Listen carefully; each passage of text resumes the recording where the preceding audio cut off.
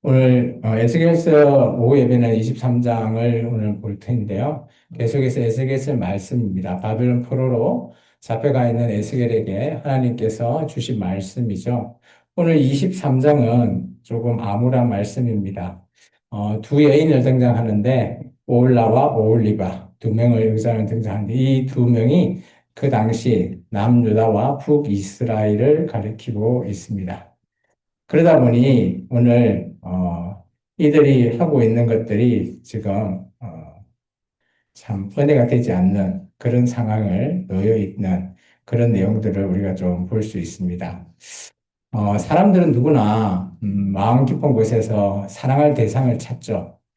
뭐 그 대상이 뭐 어릴 때는 뭐 부모가 될 수도 있고요. 청년 때는 뭐 그런 것이 또 남녀 간을 또 이렇게 사랑을 찾을 수도 있고요. 성인이 되면 이제 마음에 맞는 사람과 가정을 이루고 뭐 이렇게 사랑하며 살아갑니다. 근데 그 사랑이 잘못된 방향으로 흘러간다. 그것은 더 이상 생명을 주지 않는다라는 거죠. 오히려 파멸을 부르는 독이 될 뿐이다라고 말하고 있습니다. 그게 바로 에스겔 23장의 내용입니다. 오늘 에스겔 23장은 두 명의 여인을 등장하죠. 오홀라와 오홀리바. 이 두 명의 여인은 그 당시 북이스라엘과 남유다의 사랑을 받는 하나님의 사랑을 받는 두 나라를 가리킵니다. 하나님께서 택하신 백성은 마치 신랑과 신부처럼 언약을 맺은 그런 관계인데요. 근데 그들은 신실한 사랑을 지키지 못하고 주변 나라의 우상과 건세를 이렇게 탐하게 되죠. 겉으로는 화려하고 매혹적으로 보이지만 그 사랑은 결국 하나님을 떠나는 배신 행위였습니다. 뭐 사랑이 불꽃같이 타올라도 금방 꺼져가 버리는 거죠. 마치 달콤한 그죠? 독약 같은 처음에는 달콤해 보이지만 그것이 자기를 죽이는 죽음으로 가져가는 그런 사랑이었다라는 거죠. 오늘 우리도 뭐 크게 보면 다르진 않을 거라 봅니다. 세상은 끊임없이 우리에게 유혹하죠, 유혹. 미혹합니다. 이것 가져가면 행복할 거야. 저것 누리면 만족할 거야. 이런 식으로 우리에게 속삭임으로 다가옵니다. 어느새 우리가 그러다 보니까 거기에 휩쓸리다 보면 하나님을 잊고요. 우리의 영혼은 점점 메말라 가겠죠. 물질, 쾌락, 뭐 권력, 또 인정, 뭐 이런 것들이 우리를 잠시는 관심을 가지고 흥분을 시킬 수는 있겠지만, 그죠? 결국은 우리가 그게 쏠리게 되면 우리는 파멸로 간다라는 겁니다. 즉, 하나님이 없는 사랑은 언제나 배신으로 끝나고요. 그 배신은 심판을 불러온다라는 내용입니다. 에스겔 23장은 어려운 내용이 하나도 아니에요. 그렇지만 이 23장 안에 담겨 있는 내용이 그때 남유다와 북이스라엘만 국한되냐? 그러지 않다라는 거예요. 우리의 마음 어디를 향하고 있는지, 우리의 사랑이 누구를 향하고 있는지를 하나님이 묻는 우리에게도 지금 질문을 던지는 음성이 아닐까 생각되어집니다. 하나님을 떠난 사랑은 결국 죽음으로 끝날 수밖에 없고, 하나님께 돌아온다면 그때 새로운 또 사랑, 생명이 시작됩니다. 이 말씀은 우리를 두렵게 하려고 하는 것이 아니라 우리를 살리기 위한 하나님의 간절한 부르심이 아닐까 여겨집니다. 오늘 이 말씀에 앞서서 우리가 스스로에게 질문을 던져봐야 됩니다. 나는 지금 무엇을 사랑하고 있는가? 내 마음은 어디에 붙들려 있는지 그것을 잘 질문을 던져보시기 바랍니다. 그것이 나에게 생명을 줄 건지 아니면 나를 사망으로 이끌게 할 것인지 그것을 우리가 오늘 이 말씀을 통해서 살펴보았으면 좋겠습니다. 본문으로 한번 돌아가 보겠습니다. 에스겔은 두 여인 오홀라와 오홀리바를 통해서 하나님의 백성이 어떻게 하나님을 떠나고 또 우상에게 마음을 빼앗겼는지를 소개하고 있습니다. 우리 5절입니다. 에스겔서 23장 5절. 구약성경 1184쪽에 있죠. 같이 읽습니다.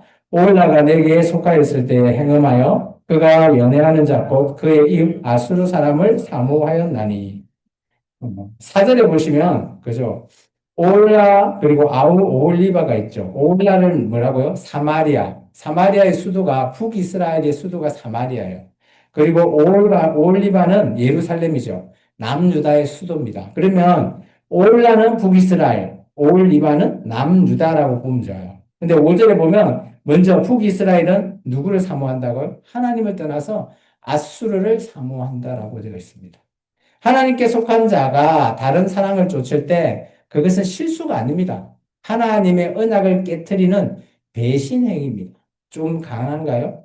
사람은 사랑을 통해서 살아갈 수밖에 없어요. 그렇지만 그 사랑이 하나님을 떠난다면 결국은 자기 자신을 파괴하는 길입니다. 올라가 아수르를 사랑했을 때 그는 화려한 군사력 그리고 그 잘 나가는 제국이잖아요. 그것에 매혹되었다라는 거죠. 겉으로는 강한 나라와 손잡았다라고 안심했는데 나중에 보니까 그 나라가 북이스라엘을 멸망시켜 버립니다. 배신행위죠. 오늘날에도 우리가 세상의 힘과 매력에 쉽게 끌릴 수가 있다고 봅니다. 아까도 얘기했지만 성공이라든지 돈, 물질, 쾌락. 이것은 우리에게 잠시 잠깐은 그죠? 만족을 시켜 줄 수도 있습니다. 근데 결국은 하나님을 떠나게 만들고 우리의 영혼을 메말라가고 황폐하게 만든다라는 거예요. 그래서 성경은 분명하게 우리에게 이야기하고 있습니다. 요한일서 2장에 보면 너희는 세상에 있는 것을 사랑하지 말라라고 얘기하고 있어요. 세상은 물론 우리가 살아가는 현실이긴 하지만 그것을 사랑한다라는 것 우리를 죽이는 행위라는 거예요. 마치 오올라와 오올리바가 그죠? 세상에 더 크고 더 보기 좋고 더 화려하고 정말 나한테 그죠? 유혹을 확 줘서 매력적인 것을 내가 잡을 수 있게끔 만들어주는 거예요. 그게 오늘 우리에게 보여주는 영적으로 현실을 비춰주는 마치 거울과 같은 것입니다. 우리가 하나님보다 세상을 더 사랑한다면 그것은 곧 하나님을 향한 뭐예요? 배신이야.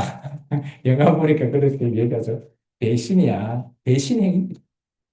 예레미야도 또 이렇게 얘기하죠. 그래서 예레미야서 2장에 보시면 내 백성이 두 가지 악을 행했는데 첫 번째는 곧 생수에 거는 대신 나 하나님을 버린 것과 두 번째는 스스로 웅덩이를 팠대요. 근데 마치 그 웅덩이가 어떤 웅덩이가 하면 물을 부었는데 옆에 보니까 터져 있는 웅덩이래요. 아무리 물을 부어도 만족할 수가 없다라는 거예요. 하나님을 떠난 사랑은 결국은 터진 웅덩이와 같다라는 표현이에요. 이게 우리가 세상에 화려하고 좋은 뭐 아이돌, 뭐 드라마 보면 잘생긴 남자, 처음에 보면 멋지죠. 우리의 만족을 주긴 하지만 그거는 잠시예요. 터진 웅덩이와 똑같다라는 겁니다. 웃네요. 하나님을 향한 사랑은 생명을 낳아요. 근데 세상에 향한 사랑은 결국은 우리를, 그죠? 대신 파멸로 이끌어 간다라는 거예요. 그게 오늘 우리가 에스겔 23장을 통해서 찾아야 될 핵심 메시지입니다. 올라와 올리바가 보여준 비극은 오늘 우리에게도 똑같이 묻고 있는 거예요. 너의 사랑은 어디를 향하고 있냐? 아이돌이냐? 하나님이냐? 라는 것이죠. 하나님을 떠난 사랑은 결국 배신으로 끝나지만, 하나님을 떠난 사람은, 근데 하나님을 붙든 사람은 영원할 수 있다라는 겁니다. 그러면 어떤 배신을 했을까? 이제 좀 내용을 좀 더 자세히 들어가 볼게요. 우리 22절 한번 읽어볼까요? 뒤로 조금 넘기시면 22절이 있습니다. 같이 읽습니다. 그러므로 오올리바야 주 여호와께서 이와 같이 말씀하셨느니라. 나는 내가 사랑하다가 싫어하던 자들을 충동하여 그들이 사방에서 와서 너를 치게 한다라고 합니다.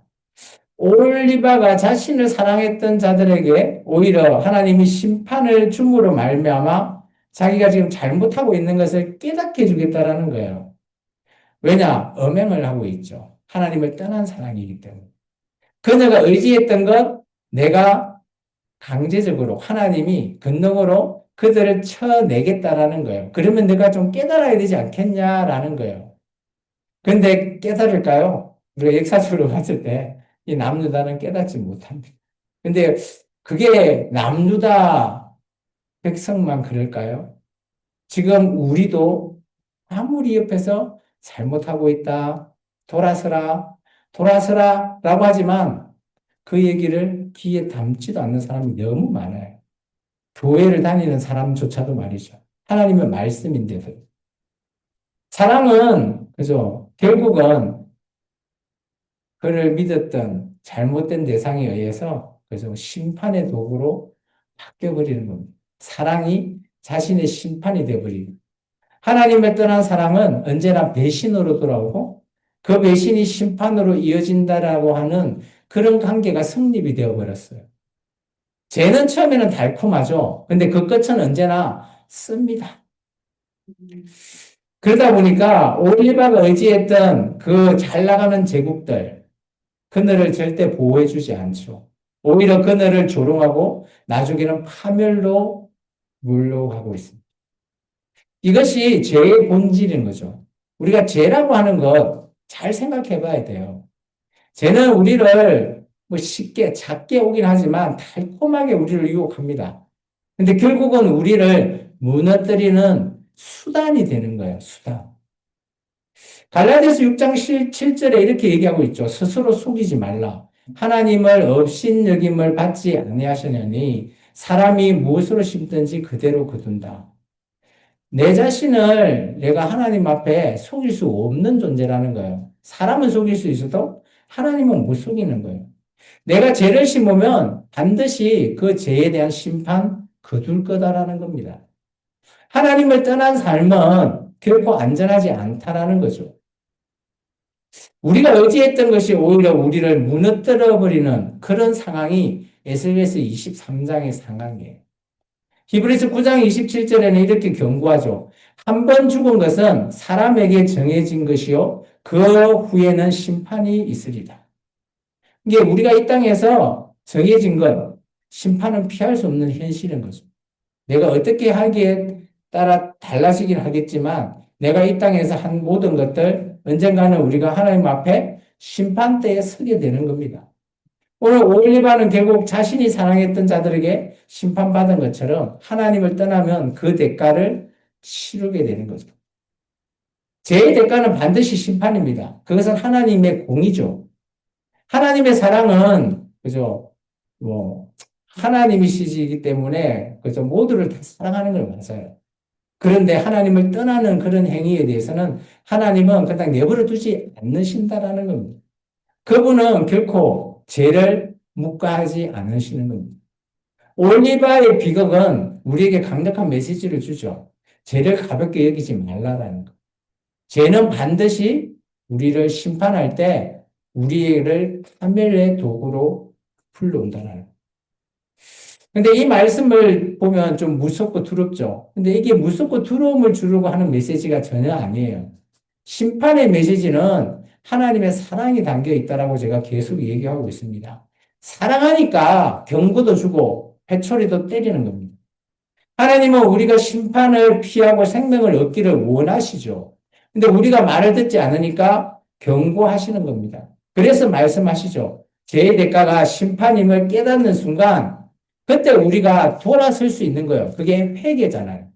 이 땅에서 우리가 회개하고 돌이키기를 원하는 것이 바로 하나님의 뜻이라는 겁니다. 그래서 우리가 하나님의 심판 메시지 앞에 서면 두려울 수밖에 없지만 우리가 회개하고 돌아설 때 하나님께서는 그 모든 것들을 그죠? 용서라고 하는 단어로 또 하나님의 전능전지하신 사랑하심으로 우리를 또 품어주시는 거예요. 그게 우리가 그거 결과만 보고 이렇게 해야지 절대 하나님은 속지 않으신다라는 겁니다. 세 번째는 에스겔은 마지막 부분에 두 여인의 죄를 낱낱이 드러내고 또 결국은 그 결말을 선포하죠. 우리 결말 한번 볼까요? 45장입니다. 같이 읽습니다. 의인이 간통한 여자들의 재판한 같이 재판하며 피를 흘리는 여인을 재판한 같이 재판하리니 그들은 간통한 자 여자들이요 또 피가 그 손에 묻혔습니다. 어떤 내용인지 대충 이해가 되시죠? 그래서 하나님은 죄를 엄폐, 숨기지 않아요. 드러내시죠. 잘못을. 죄의 결과는 반드시 심판에 있다라고 얘기했지 않습니까? 그게 심판은 마지막, 오늘 이 보면 그들이 간통한 여자고 또 피까지 손에 묻혔다. 이 죄를 벗어날 길이 없다라는 걸 얘기합니다. 우상숭배는 단순한 취미나 문화가 아닙니다. 그것은 우리의 생명을 빼앗는 치명적인 죄라는 겁니다. 하나님을 떠난 사람, 그것은 결국 죽음으로 끝나죠. 오늘 올리바가 보여준 비극적인 단순히 옛날 이스라엘 얘기가 아니라 오늘 우리에게 던지는 경고장입니다. 하나님이 없는 삶은 결국 파멸로 이어진다는 사실을 꼭 알아라라고 하고 말하는 겁니다. 로마서 6장 23절에 바울은 죄의 삭은 사망이요 하나님의 연사는 그리스도 예수 우리 주 안에 있는 영생이다. 딱 두 가지 길이잖아요. 죄는 사망으로 끝나버려요. 근데 우리가 예수님 안에 있으면 영생의 길이 열려 있다라는 겁니다. 죄는 반드시 죽음을 낳죠. 아무리 내가 달콤해 보여도 우리가 매력적으로 다가와도 그 죄는 끝은 우리를 죽음으로 이끄는 사망이라는 거예요. 올라와 올리바가 바로 그 상황에 몰려버린 거죠. 잠언서에도 이렇게 얘기하고 있습니다. 사람의 행위가 자기 보기에는 모두 정직하여도 여호와는 마음을 감찰한다. 우리가 보기에는 정직한 길, 착해 보이는 길, 이렇게 우리는 말할 수 있죠. 근데 하나님의 그 뜻은 다 알고 있다라는 거예요. 저게 정직한 건지, 아니면 정직하지 않고 악한 건지를 아신다는 거예요.